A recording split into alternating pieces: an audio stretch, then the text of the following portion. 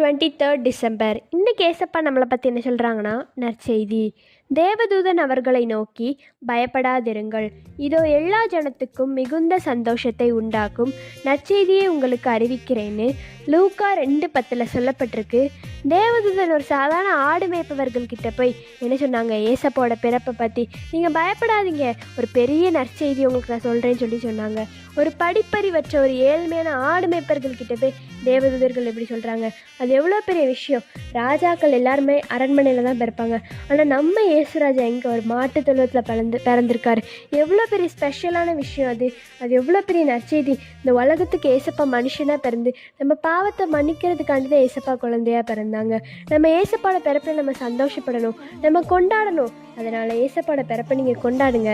By truth of மெல்ஷி, have a truthful day.